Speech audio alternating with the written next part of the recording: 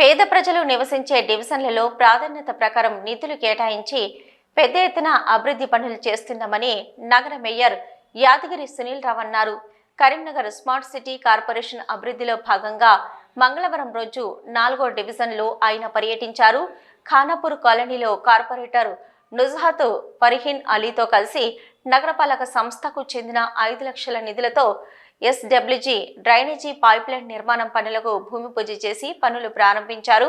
చేపట్టిన అభివృద్ధి పనులకు నాణ్యతతో వేగవంతంగా పూర్తి చేయాలని ఆదేశాలు జారీ చేశారు. ఈ సందర్భంగా మేయర్ యాదగిరి సునీల్ రావు మాట్లాడుతూ 4వ డివిజన్ చాలా వెనుకబడిన ప్రాంతం కావడంతో గతంలో అభివృద్ధికి నోచుకోలేదన్నారు.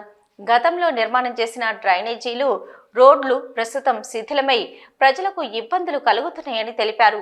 దీంతో స్థానిక ప్రజల డిమాండు, కార్పొరేటర్ కోరిక మేరకు డివిజన్లో సిద్ధమైన సీసీ డ్రైనేజీలను నిర్మిస్తున్నట్లు తెలిపారు.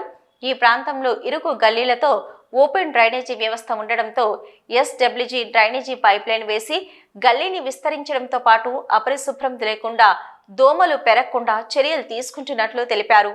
ఈ కార్యక్రమంలో మాజీ డిప్యూటీ మేయర్ అబ్బాస్ సమీ, డిఈ ఆయుబ్ ఖాన్, గఫర్ తదితరులు పాల్గొన్నారు.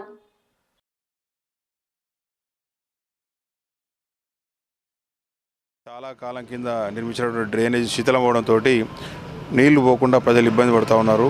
ఆ సమస్యను తొలగిపోవాలని చెప్పేసి కొత్తగా ఎస్డబ్ల్యూజీ డ్రైన్ వల్ల మరి మురుగునీరు బయటికి కనబడకుండా మరి రోడ్డు కూడా పూర్తి స్థాయిలో వెడల్పుతోటి నిర్మించుకుంటాం కాబట్టి చిన్న రోడ్డు వెడల్పుగా ఉండడం వల్ల ప్రజలకు సౌకర్యంగా ఉంటుంది కాబట్టి కార్యక్రమం తీసుకున్నాం. దాదాపుగా ఈ 4వ డివిజన్లో అన్ని కార్యక్రమాలు కూడా అటెండ్ చేసినాం. ఎక్కడ కూడా ఇబ్బంది లేకుండా ప్రజలకు అన్ని సౌకర్యాలు కల్పించేందుకు సాధ్యమైనంత వరకు ప్రయత్నం చేసినాం. ఇంకా ఏమైనా మిగిలితే 5% పనులు నిల్చుంటే అవి కూడా త్వరలోనే కంప్లీట్ చేయడం జరుగుతుంది. ఎందుకంటే ఖాన్పుర కానీ, హుస్సేనీపుర కానీ ఇవన్నీ కూడా మరి చాలా వెనుకబడినటువంటి ప్రాంతాలు, మరి ఎక్కువ పేద ప్రజలు నివసించే ప్రాంతాలు కాబట్టి ప్రత్యేకంగా కూడా మా అబ్బాస్ షమ్మి గారు కానీ, మా అజర్ కానీ, మా అలీబాయ్ కానీ వీళ్ళందరూ కూడా ప్రతిసారి కూడా ఈ ప్రజల సమస్యల పట్ల మాకు నిలదీస్తూనే ఉంటారు. మరి ఆ సమస్యలు పరిష్కరించాలనే ఒక ఉద్దేశంతో మేము పనిచేసుకుంటూ పోవడం జరిగింది. గతంలో మంచి రోడ్లు ఉన్న ప్రాంతంలో మరి అండర్గ్రౌండ్ డ్రైనేజ్ వల్ల చాలా వరకు రోడ్లు శిథిలం కావడం జరిగింది. ఆ శిథిలమైన రోడ్లన్నింటినీ కూడా కొత్తగా నిర్మించే కార్యక్రమం కూడా తీసుకోవడం జరిగింది. ముఖ్యంగా మంచినీటి కొరత లేకుండా చేసే కార్యక్రమం కూడా దాదాపుగా పూర్తి చేసినాం. మంచి బ్రహ్మాండమైన లైటింగ్ వ్యవస్థ కల్పించినాం.